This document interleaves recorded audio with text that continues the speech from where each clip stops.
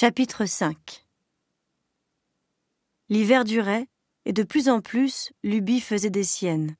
Chaque matin, elle était en retard au travail, donnant pour excuse qu'elle ne s'était pas réveillée et se plaignant de douleurs singulières, en dépit d'un appétit robuste. Au moindre prétexte, elle quittait sa tâche et filait à l'abreuvoir pour s'y mirer comme une sotte. Mais d'autres rumeurs plus alarmantes circulaient sur son compte. Un jour, comme elle s'avançait dans la cour, légère et trottant menue, minaudant de la queue et mâchonnant du foin, Douce la prit à part. « Luby, dit-elle, j'ai à te parler tout à fait sérieusement. Ce matin, je t'ai vu regarder par-dessus la haie qui sépare de Foxwood la ferme des animaux. L'un des hommes de M. Pilkington se tenait de l'autre côté, et j'étais loin de là, j'en conviens, mais j'en suis à peu près certaine. J'ai vu qu'il te causait et te caressait le museau. Qu'est-ce que ça veut dire, ces façons, Luby ?» Luby se prit à piaffer et à caracoler, et elle dit « Pas du tout. Je lui causais pas. Il m'a pas caressé. C'est des mensonges. Luby, regarde-moi bien en face. Donne-moi ta parole d'honneur qu'il ne te caressait pas le museau. »« Des mensonges !» répéta Luby.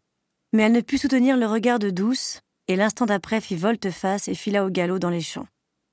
Soudain Douce eut une idée.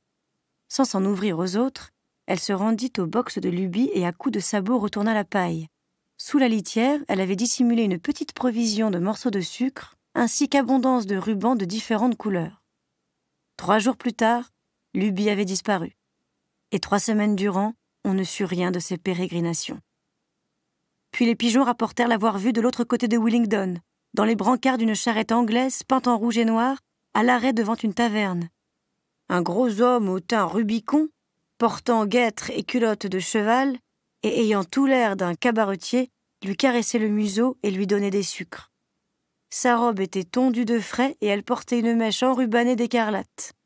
Elle avait l'air bien contente, à ce que dirent les pigeons. Par la suite, et à jamais, les animaux ignorèrent tout de ses faits et gestes. En janvier, ce fut vraiment la mauvaise saison. Le froid vous glaçait les sangs, le sol était dur comme du fer, le travail au champ hors de question. De nombreuses réunions se tenaient dans la grange et les cochons étaient occupés à établir le plan de la saison prochaine. On en était venu à admettre que les cochons, étant manifestement les plus intelligents des animaux, décideraient à l'avenir de toute question touchant la politique de la ferme, sous réserve de ratification à la majorité des voix. Cette méthode aurait assez bien fait l'affaire sans les discussions entre Boule de Neige et Napoléon, mais tout sujet prêtant à contestation les opposait. L'un proposait-il un ensemencement d'orge sur une plus grande superficie, l'autre, immanquablement, plaidait pour l'avoine. Ou si l'un estimait tel champ juste ce qui convient aux choux, l'autre rétorquait « betterave ». Chacun d'eux avait ses partisans, d'où la violence des débats. Lors des assemblées, Boule de Neige l'emportait souvent grâce à des discours brillants, mais entre-temps Napoléon était le plus apte à rallier le soutien des uns et des autres. C'est auprès des moutons qu'il réussissait le mieux. Récemment, ceux-ci s'étaient pris à bêler avec grand intérêt le slogan révolutionnaire « 4 pattes oui, 2 pattes non » à tout propos et hors de propos, et souvent ils interrompaient les débats de cette façon. On remarqua leur penchant à entonner leurs refrains aux moments cruciaux des discours de Boule de Neige. Celui-ci avait étudié de près de vieux numéros d'un hebdomadaire consacré au fermage et à l'élevage qu'il avait déniché dans le corps du bâtiment principal, et il débordait de projets, innovation et perfectionnement. C'est en érudit qu'il parlait ensilage, drainage des champs ou même scorie mécanique. Il avait élaboré un schéma compliqué. Désormais, les animaux déposeraient leurs fientes à même les champs, en un point différent chaque jour, afin d'épargner le transport. Napoléon ne soumit aucun projet, s'en tenant à dire que les plans de Boule de Neige tomberaient en quenouille. Il paraissait attendre son heure. Cependant, aucune de leurs controverses n'atteignit en âpreté celle du moulin à vent. Dominant la ferme, un monticule se dressait dans un grand pâturage proche des dépendances. Après avoir reconnu les lieux, Boule de Neige affirma y voir l'emplacement idéal d'un moulin à vent. Celui-ci, grâce à une génératrice, alimenterait la ferme en électricité. Ainsi, éclairerait-on écurie, étable et porcherie, et les chaufferait-on en hiver. le moulin actionnerait encore un hache-paille, une machine à couper la betterave, une scie circulaire, et il permettrait la traite mécanique. Les animaux n'avaient jamais entendu parler de rien de pareil. Car cette ferme vieillotte n'était pourvue que de l'outillage le plus primitif. Aussi écoutait-il avec stupeur Boule de Neige, évoquant toutes ces machines mirifiques qui feraient l'ouvrage à leur place, tandis qu'il pèterait à loisir ou se cultiverait l'esprit par la lecture et la conversation. En quelques semaines, Boule de Neige mit définitivement au point ses plans. La plupart des détails techniques étaient empruntés à 3 livres ayant appartenu à M. Jones, un manuel du bricoleur, un autre du maçon, un cours d'électricité pour débutants. Il avait établi son cabinet de travail dans une couveuse artificielle aménagée en appentis. Le parquet lisse de l'endroit étant propice à qui veut dresser des plans, il s'enfermait là des heures durant. Une pierre posée sur les livres pour les tenir ouverts, un morceau de craie fixé à la patte, allant et venant, traçant des lignes et de temps à autre poussant de petits grognements enthousiastes. Les plans se compliquèrent au point de bientôt n'être qu'un amas de manivelles et pignons couvrant plus de la moitié du parquet.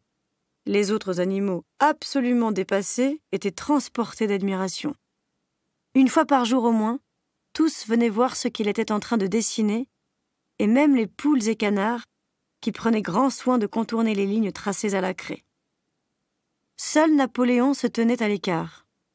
Dès qu'il en avait été question, il s'était déclaré hostile au moulin à vent. Un jour, néanmoins, il se présenta à l'improviste pour examiner les plans. De sa démarche lourde, il arpenta la pièce, braquant un regard attentif sur chaque détail, et il renifla de dédain une fois ou deux. Un instant, il s'arrêta à lorgner le travail du coin de l'œil, et soudain il leva la patte et, incontinent, compissa le tout. Ensuite, il sortit sans dire mot. Toute la ferme était profondément divisée sur la question du moulin à vent. Boule de Neige ne niait pas que la construction en serait malaisée. Il faudrait extraire la pierre de la carrière pour en bâtir les murs, puis fabriquer les ailes, ensuite il faudrait encore se procurer les dynamos et les câbles. Comment ? Il se taisait là-dessus. Pourtant, il ne cessait d'affirmer que le tout serait achevé en 1 an. Dans la suite, il déclara que l'économie en main-d'œuvre permettrait aux animaux de ne plus travailler que 3 jours par semaine. Napoléon, quant à lui, arguait que l'heure était à l'accroissement de la production alimentaire. « Perdez votre temps, disait-il, à construire un moulin à vent, et tout le monde crèvera de faim. » Les animaux se constituèrent en factions rivales, avec chacune son mot d'ordre. Pour l'une, « Votez pour Boule de Neige et la semaine de 3 jours !» Pour l'autre, « Votez pour Napoléon et la mangeoire pleine !» Seul Benjamin ne s'enrôla sous aucune bannière. Il se refusait à croire à l'abondance de nourriture comme à l'extension des loisirs. « Moulin à vent ou pas, disait-il, la vie continuera pareille, mal par conséquent. » Outre les controverses sur le moulin à vent, se posait le problème de la défense de la ferme.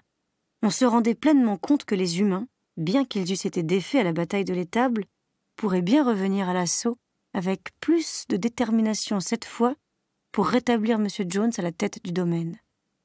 Ils y auraient été incités d'autant plus que la nouvelle de leur débâcle avait gagné les campagnes, rendant plus récalcitrants que jamais les animaux des fermes. Comme à l'accoutumée, Boule de Neige et Napoléon s'opposaient. Suivant Napoléon, les animaux de la ferme devaient se procurer des armes et s'entraîner à s'en servir. Suivant Boule de Neige, ils devaient dépêcher vers les terres voisines un nombre de pigeons toujours accru afin de fomenter la révolte chez les animaux des autres exploitations. Le premier soutenait que, faute d'être à même de se défendre, les animaux de la ferme couraient au désastre. Le second, que des soulèvements en chaîne auraient pour effet de détourner l'ennemi de toute tentative de reconquête. Les animaux écoutaient Napoléon, puis Boule de Neige, mais ils ne savaient pas à qui donner raison. De fait, ils étaient toujours de l'avis de qui parlait le dernier.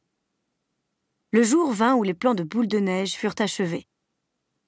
À l'assemblée tenue le dimanche suivant, la question fut mise aux voix. Fallait-il ou non commencer la construction du moulin à vent ? Une fois les animaux réunis dans la grange, Boule de Neige se leva et, quoiqu'interrompu de temps à autre par les bêlements des moutons, exposa les raisons qui plaidaient en faveur du moulin à vent. Puis Napoléon se leva à son tour. « Le moulin à vent, déclara-t-il avec beaucoup de calme, est une insanité. » Il déconseillait à tout le monde de voter le projet. Et ayant tranché, il se rassit, n'ayant pas parlé 30 secondes, et semblant ne guère se soucier de l'effet produit. Sur quoi Boule de Neige bondit. Ayant fait taire les moutons qui s'étaient repris à bêler, il se lança dans un plaidoyer d'une grande passion en faveur du moulin à vent. Jusque-là, l'opinion flottait, partagée en deux. Mais bientôt les animaux furent transportés par l'éloquence de Boule de Neige, qui, en termes flamboyants, brossa un tableau du futur à la ferme des animaux. Plus de travail sordide, plus d'échine ployée sous le fardeau. Et l'imagination aidant, Boule de Neige, loin désormais des haches-pailles et des coupes betteraves, loua hautement l'électricité. Celle-ci, proclamait-il, actionnera batteuses et charrues, herses et moissonneuses lieuses. En outre, elle permettra d'installer dans les étables la lumière, le chauffage, l'eau courante chaude et froide. Quand il se rassit, nul doute ne subsistait sur l'issue du vote. À ce moment, toutefois, Napoléon se leva, jeta sur Boule de Neige un regard oblique et singulier, et poussa un gémissement dans l'aigu que personne ne lui avait encore entendu pousser. Sur quoi se sont dehors des aboiements affreux, et bientôt se ruent à l'intérieur de la grange 9 molosses portant des colliers incrustés de cuivre. Ils se jettent sur Boule de Neige, qui de justesse échappe à leur croc. L'instant d'après, il avait passé la porte, les chiens à ses trousses. Alors, trop abasourdis et épouvantés pour élever la voix, les animaux se pressèrent en cohue vers la sortie pour voir la poursuite.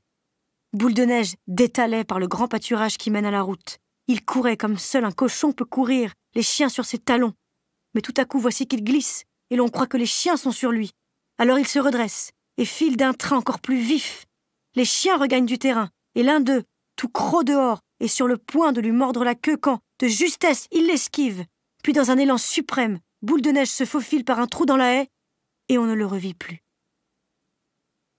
En silence, terrifiés, les animaux regagnaient la grange. Bientôt les chiens revenaient, et toujours au pas accéléré. Tout d'abord, personne ne soupçonna d'où ces créatures pouvaient bien venir, mais on fut vite fixé, car c'étaient là les 9 chiots que Napoléon avait ravis à leur mère et élevés en secret. Pas encore tout à fait adultes, déjà c'étaient des bêtes énormes, avec l'air féroce des loups. Ces molosses se tenaient aux côtés de Napoléon, et l'on remarqua qu'ils frétillaient de la queue à son intention, comme ils avaient l'habitude de faire avec Jones. Napoléon, suivi de ces molosses, escaladait maintenant l'air surélevé du plancher d'où Sage l'Ancien naguère avait prononcé son discours. Il annonça que dorénavant il ne se tiendrait plus d'assemblée du dimanche matin. « Elle ne servait à rien, déclara-t-il. Pure perte de temps. À l'avenir, toute question relative à la gestion de la ferme serait tranchée par un comité de cochons sous sa propre présidence. Le comité se réunirait en séance privée, après quoi les décisions seraient communiquées aux autres animaux. On continuerait de se rassembler le dimanche matin pour le salut au drapeau, chanter Bête d'Angleterre et recevoir les consignes de la semaine. Mais les débats publics étaient abolis. Encore sous le choc de l'expulsion de Boule de Neige, entendant ces décisions, les animaux furent consternés. Plusieurs d'entre eux auraient protesté si des raisons probantes leur étaient venues à l'esprit. Même Malabar était désemparé, à sa façon confuse. Les oreilles rabattues et sa mèche lui fouettant le visage, il essayait bien de rassembler ses pensées, mais rien ne lui venait. Toutefois, il se produisit des remous dans le clan même des cochons, chez ceux d'esprit déliés. Au premier rang, 4 jeunes gorets piaillèrent leurs protestations et dressés sur leurs pattes de derrière, incontinents, ils se donnèrent la parole. Soudain, menaçants et sinistres, les chiens assis autour de Napoléon se prirent à grogner, et les porcelets se turent et se rassirent. Puis ce fut le bêlement formidable du cœur des moutons. 4 pattes, oui, 2 pattes, non, qui se prolongea presque un quart d'heure, ruinant toute chance de discussion. Par la suite, Bribabile fut chargé d'expliquer aux animaux les dispositions nouvelles. « Camarades, disait-il, Je suis sûre que chaque animal apprécie à sa juste valeur le sacrifice consenti par le camarade Napoléon à qui va incomber une tâche supplémentaire. N'allez pas imaginer, camarade, que gouverner est une partie de plaisir. Au contraire, c'est une lourde, une écrasante responsabilité. De l'égalité de tous les animaux, nul n'est plus fermement convaincu que le camarade Napoléon. Il ne serait que trop heureux de s'en remettre à vous de toute décision. Mais il pourrait vous arriver de prendre des décisions erronées. Et où cela mènerait-il alors? Supposons qu'après avoir écouté les billevesées du moulin à vent, vous ayez pris le parti de suivre Boule de Neige qui, nous le savons aujourd'hui, n'était pas plus qu'un criminel. « Il s'est conduit en brave à la bataille de l'étable !» dit quelqu'un. « La bravoure ne suffit pas, » reprit Bribabille. « La loyauté et l'obéissance passent avant. Et pour la bataille de l'étable, le temps viendra, je le crois, où l'on s'apercevra que le rôle de Boule de Neige a été très exagéré. De la discipline, camarades, une discipline de fer.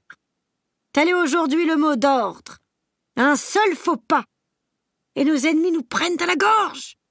À coup sûr. Camarades, vous ne désirez pas le retour de Jones? Une fois de plus, l'argument était sans réplique. Les animaux, certes, ne voulaient pas du retour de Jones. Si les débats du dimanche matin étaient susceptibles de le ramener, alors qu'on y mette un terme. Malabar, qui maintenant pouvait méditer à loisir, exprima le sentiment général. Si c'est le camarade Napoléon qui l'a dit, ce doit être vrai. Et de ce moment, en plus de sa devise propre, « Je vais travailler plus dur », il prit pour maxime « Napoléon ne se trompe jamais ».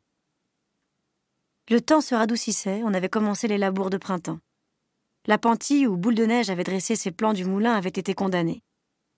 Quant au plan même, on se disait que le parquet n'en gardait pas trace. Et chaque dimanche matin, à 10 heures, les animaux se réunissaient dans la grange pour recevoir les instructions hebdomadaires. On avait déterré du verger le crâne de Sage l'Ancien, désormais dépouillé de toute chair, afin de l'exposer sur une souche au pied du mât, à côté du fusil. Après le salut au drapeau, et avant d'entrer dans la grange, les animaux étaient requis de défiler devant le crâne en signe de vénération. Une fois dans la grange, désormais ils ne s'asseyaient plus, comme dans le passé, tous ensemble. Napoléon prenait place sur le devant de l'estrade, en compagnie de Bribabille et de Minimus, un autre cochon, fort doué, lui, pour composer chansons et poèmes. Les 9 molosses se tenaient autour d'eux en demi-cercle, et le reste des cochons s'asseyait derrière eux, les autres animaux leur faisant face. Napoléon donnait lecture des consignes de la semaine sur un ton bourru et militaire. On entonnait Bête d'Angleterre une seule fois, et c'était la dispersion. Le 3e dimanche après l'expulsion de Boule de Neige, les animaux furent bien étonnés d'entendre, de la bouche de Napoléon, qu'on allait construire le moulin, après tout. Napoléon ne donna aucune raison à l'appui de ce retournement, se contentant d'avertir les animaux qu'ils auraient à travailler très dur. Et peut-être serait-il même nécessaire de réduire les rations. En tout état de cause, le plan avait été minutieusement préparé dans les moindres détails.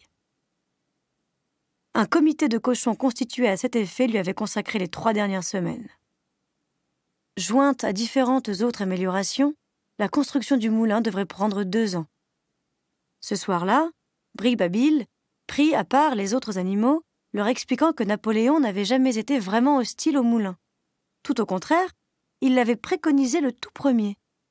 Et pour les plans dessinés par Boule de Neige sur le plancher de l'ancienne couveuse, ils avaient été dérobés dans les papiers de Napoléon. Bel et bien, le moulin à vent était en propre l'œuvre de Napoléon. Pourquoi donc, s'enquit alors quelqu'un, Napoléon s'est-il élevé aussi violemment contre la construction de ce moulin? À ce point, Bribabille prit son air le plus matois, disant combien c'était astucieux de Napoléon d'avoir paru hostile au moulin. Un simple artifice pour se défaire de Boule de Neige, un individu pernicieux d'influence funeste. Celui-ci évincé, le projet pourrait se matérialiser sans entrave puisqu'il ne s'en mêlerait plus. Cela, dit Bribabille, c'est ce qu'on appelle la tactique. à plusieurs reprises, sautillant et battant l'air de sa queue et se pâmant de rire, il déclara « De la tactique, camarades, de la tactique !» Ce mot laissait les animaux perplexes, mais ils acceptèrent les explications sans plus insister. Tant Bricbabil s'exprimait de façon persuasive et tant grognaient d'un air menaçant les trois molosses qui se trouvaient être de sa compagnie.